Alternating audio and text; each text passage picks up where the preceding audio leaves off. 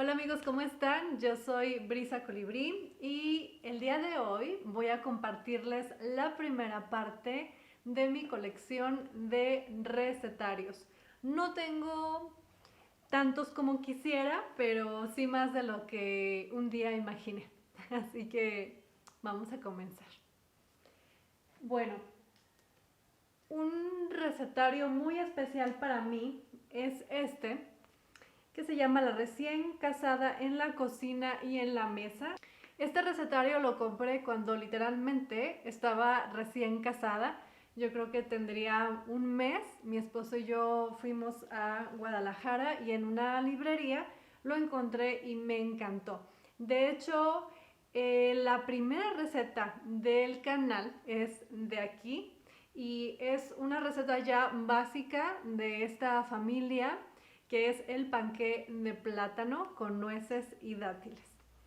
Me gusta mucho porque además de tener las recetas preparadas como especie de menú, también te hablan de consejos que probablemente le sirvan a una recién casada, yo diría ahora también a un recién casado, como cómo mantener la cocina limpia, cuáles son los utensilios básicos, las compras, consejos de qué tener en tu despensa. Realmente es un recetario al que le tengo mucho cariño.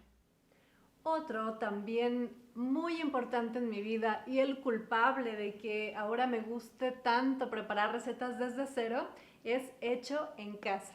Aquí escuché por primera vez o leí sobre el kéfir, los búlgaros, la masa madre, sobre cómo hacer un yogur casero, un pan, una mermelada correctamente, acerca de hierbas aromáticas y especias, cómo hacer conservas, vinagres, aceites aromáticos.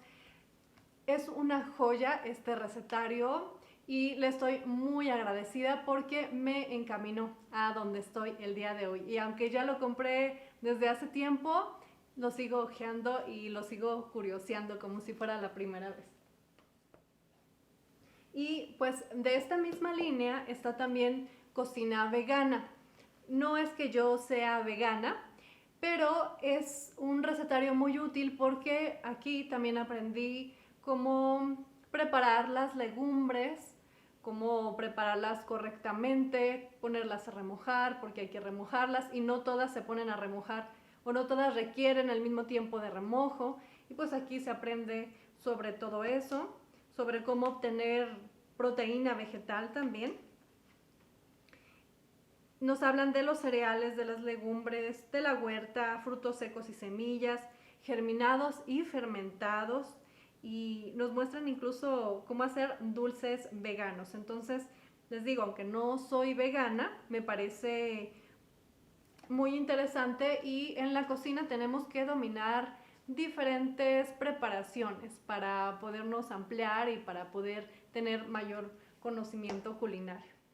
Dos recetarios que están en mi corazón, que me apapachan, que me hacen sentir segura, que hacen que brille mi niña interior, son estos dos. Las recetas de las películas del estudio Ghibli y recetas del mundo de Tolkien, que son El Hobbit, El Señor de los Anillos. Este me lo envió una querida seguidora a quien estoy muy agradecida. Soy fan de las películas del estudio Ghibli, las he visto una y otra vez, tengo la colección, he leído también varias novelas en las que se inspiraron para hacer las películas, así que tener este recetario me hace muchísima ilusión. Además de estar las recetas, nos dan un contexto y también aparecen escenas de las películas. Acá igual, tenemos las recetas, tenemos un contexto y algo que me parece muy simpático es que en lugar de estar dividido por los capítulos, por sopas, pastas, carnes, como lo están la mayoría de los recetarios, en este caso están organizados de forma que, de la forma en que comían los hobbits. Por ejemplo, tenemos el desayuno, el segundo desayuno, el tentempié de las 11, el almuerzo, la hora del té, la cena. Y pues también nos habla sobre lo que comían los enanos, los elfos, los hobbits, nos dan bebidas, hay recetas icónicas.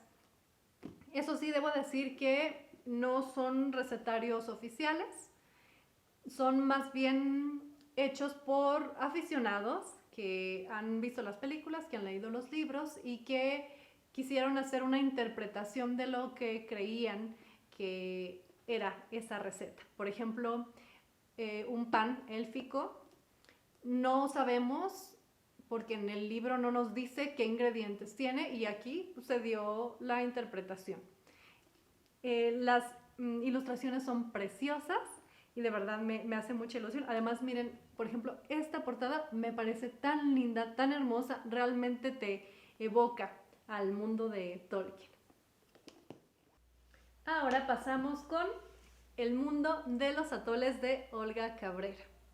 Cómo me gusta este recetario, de la misma forma en que me gustan, me encantan los atoles. Y es que aquí nos muestran no solamente los típicos atoles del champurrado y el que se hace con masa, con maíz, sino que hay una gran variedad y gracias a este recetario muchas personas pueden darse cuenta. Se hacen atoles de diferentes tipos de semillas, de muchas frutas, hay atoles calientes, también atoles fríos, atoles con flores, que son incluso algunos con hierbas como medicinales, algunos llevan carne, o sea que es un libro para todos los amantes de las bebidas calientitas. Y tenemos también Día de Muertos, recetas y tradiciones de Paloma Ortiz y Mariana Castillo. Estoy segura de que es un recetario que voy a abrir cada vez que empiece el otoño y que empiece la temporada del Día de Muertos acá en México. Son recetas que rondan el altar de muertos, me refiero a que son para hacer especialmente para los difuntos y ponerse en el altar, pero también para compartir en la familia y con ingredientes de temporada, que es lo más importante.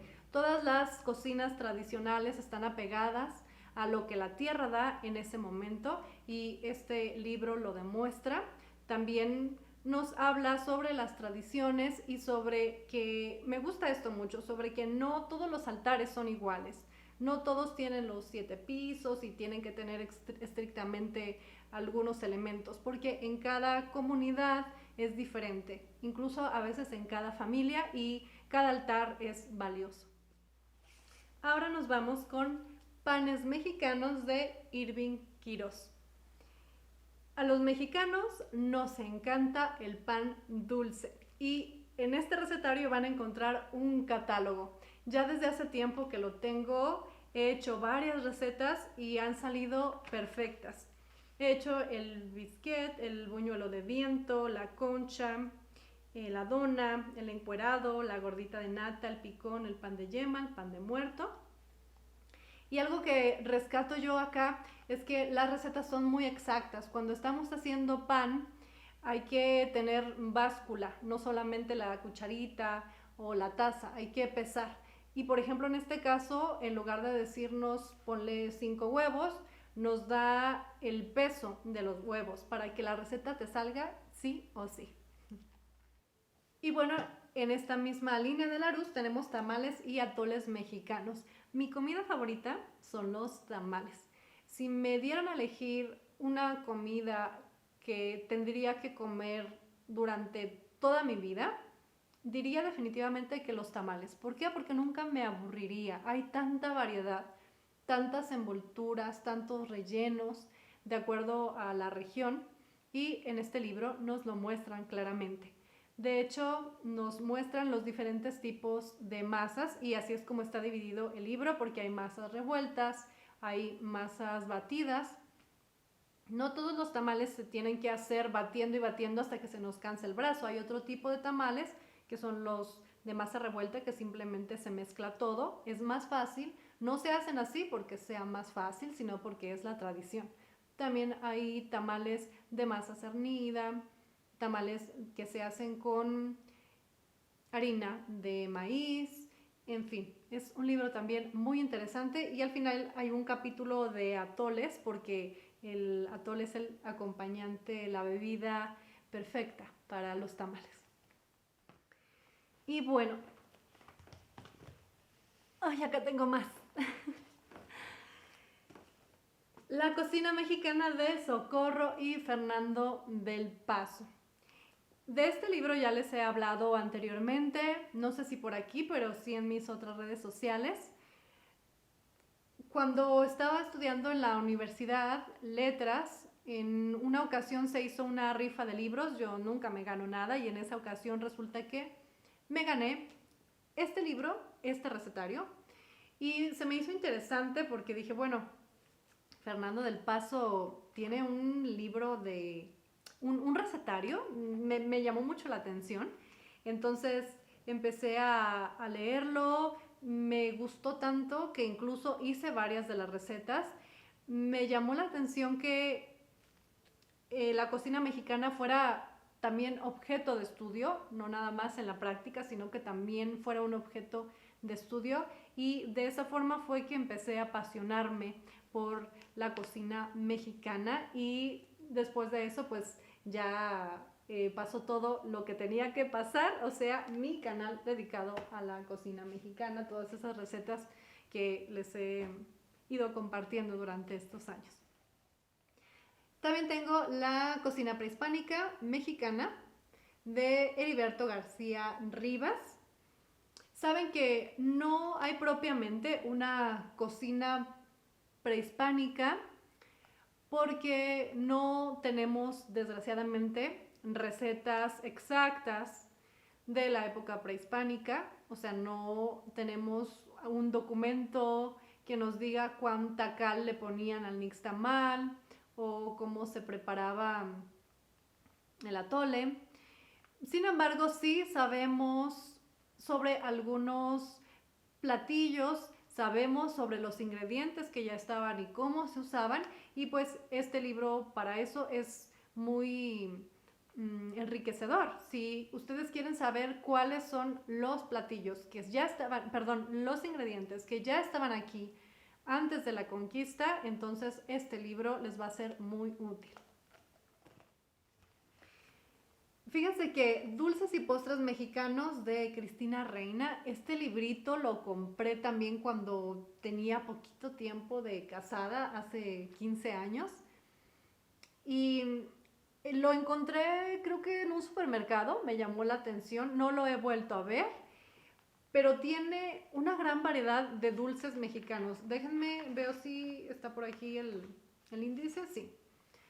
Voy a leerles algunos. Alegrías, alfajor, arroz con leche, ate de mamey, bigotes de arroz, buñuelos de reguilete, buñuelos de rodilla, dulce de calabaza, dulce de camote, flan de vainilla, gelatina de rompope, glorias, gorditas de la villa, merengues de nuez, orejitas, polvorones de tequila, rosca de reyes, torta de lote. De verdad, tiene, no me acuerdo cuántas recetas son, pero la verdad es que está bastante útil. Y algunas recetas que yo ya les he compartido en el canal provienen de aquí.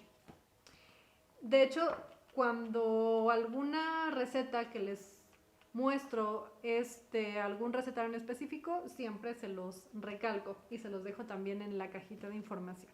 Otro regalo es Sor Juana en la cocina de Mónica Lavín y Ana Benítez.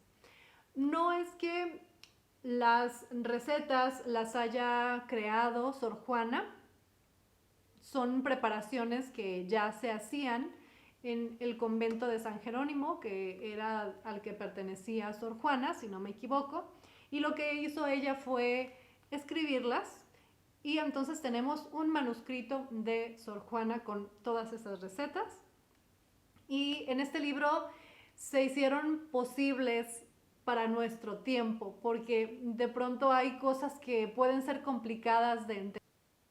Por ejemplo, voy a leerles cómo aparece tal cual la receta de alfajores en el manuscrito de Sor Juana. A una media libra de azúcar, medio cuartillo de miel virgen, el bizcocho correspondiente, clavo, canela, pimienta poquita, ajonjolí, piñones y nuez. Se entiende que no era una receta propiamente dicha, así como la conocemos hoy en día, con ingredientes y procedimiento. Más bien era una anotación para recordarte a ti mismo, a ti misma, cómo es la receta. Tú ya sabes cómo se hace, porque la has hecho muchas veces, ya te la han enseñado, pero quieres anotar rápido por si algo se te llega a escapar. Entonces, en el momento en que la vas a hacer, si ya tienes tiempo que no la elaboras y se te olvidó, pues acudes a tu libretita y dices, ah, es verdad, lleva poquita pimienta. Entonces, lo interesante de este recetario es que aquí sí, digamos que nos tradujeron estas recetas y ya aparecen con ingredientes y con el modo de preparar. Ahora vamos con la tradicional cocina mexicana y sus mejores recetas de Adela Fernández.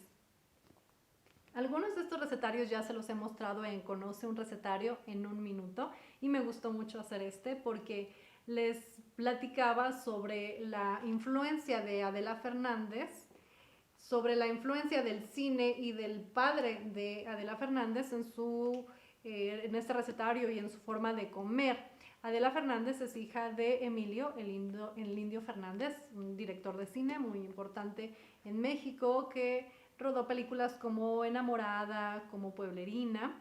Entonces ella nos cuenta cómo veía desfilar en su comedor a estos grandes, no nada más actores, sino pintores, compositores, cantantes, y cómo esa cocina era una olla hirviendo de recetas mexicanas, que había muchísimas cocineras, ingredientes, ollas, que estaba el fuego borboteando las cazuelas para recibir a todas estas personalidades. Entonces resulta muy interesante leer la experiencia que ella vivió y también las recetas que en esa casa se elaboraban. Ahora voy a hablarles sobre estos dos libros que son de la misma autora, Diana Kennedy, que son Cocina Esencial de México y Una Odisea Culinaria, con más de 250 recetas. Diana Kennedy fue una enamorada de México. Ella no era mexicana, pero se enamoró de México, llegó aquí, si mal no recuerdo, en los años 50 y se dedicó a recorrer el país para investigar sus recetas y las escribía y se las aprendía y las hacía, y pues tiene varios libros, no solamente estos, tiene otros más y pues los tiene en su lengua natal, que es inglés, y también estos en español. Se siente su pasión en la lectura, se siente el respeto y el cariño que le tuvo a la cocina mexicana. Y algo que me gusta de Una Odisea Culinaria, es que nos muestra su recorrido por cada región y nos habla un poquito sobre cada uno de estos lugares donde ella visitó, desde el norte hasta el sur, y vas viendo cómo va cambiando la cocina mexicana, porque es muy variada, no solamente se trata de tacos, de pozole, de tamales, hay muchísimas otras recetas, depende de la región. Zacatecas. Los sabores de la tierra, raíces y tradiciones de la comida zacatecana. De este también les he hablado ya bastante. Se divide en, ¿cuántas regiones? 6 regiones, creo que sí. Déjenme checar. A ver si sí son las 6 regiones. A ver, 1, 2, 3, 4, 5, 6. Sí, exactamente. Él hizo una división de 6 regiones. Para que vean lo complejo que resulta ser encasillar la cocina de un país con solo ciertas recetas, porque puedes dividir la cocina de un país por estados, pero no basta con eso. Cada estado también tiene su región. Zacatecas, por ejemplo, tiene semidesierto, pero también tiene sierras, tiene clima subhúmedo. La región de donde yo soy, por ejemplo, hay mucha humedad, donde estoy viviendo ahora es un poquito más seco y aunque sea un clima pues no seco, estamos hablando de semidesértico, no quiere decir que la tierra es infértil, simplemente es otro tipo de flora y de fauna muy interesante. Por ejemplo, acá tenemos tunas de buenísima calidad gracias a ese clima. Entonces, me resultó muy interesante que esté dividido así en regiones porque de esa forma pude yo conocer mejor sobre mi estado y decir, ah, bueno, el queso de tal región que es tan famoso, ahora entiendo por qué lo es, porque algo tiene en su suelo, porque depende del ambiente en el que se haya desarrollado. Y gracias a eso. Y bueno, ya por último tenemos que los niños metan su cuchara. Este recetario lo tengo gracias a que fui parte por muchos años del Programa Nacional Salas de Lectura. Yo tenía una salita de lectura con niños, entonces este programa nacional nos daba libros para que trabajáramos con ellos y este es uno de los que más disfrutaban los niños. Es un recetario creado de niños para niños. Así que el lenguaje es muy ameno, las ilustraciones también son muy bonitas y son recetas pensadas en que los niños le pidan a sus papás que les ayuden para que juntos preparen estas delicias. Y bueno, tengo más acá, pero creo que esos los voy a guardar para mostrárselos en la segunda parte, donde también quiero compartirles todos mis recetarios antiguos, que yo sé que es algo que les llama mucho la atención. Espero que les haya gustado el video. Me hizo mucha ilusión compartirles estos libros que he hojeado tantas veces, que son tan especiales para mí y para ustedes también, porque varias recetas que aparecen en mi canal vienen de aquí.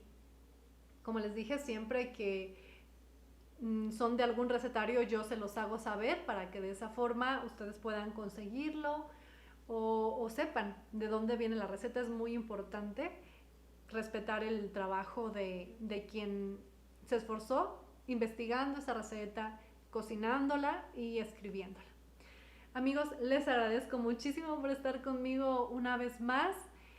Si les gusta mi contenido, entonces los invito a que me sigan por aquí y en mis otras redes sociales, a que se suscriban y pues nos vemos para la próxima semana con más contenido. Espero que tengan un día muy bonito, que coman muy rico, que se apapachen.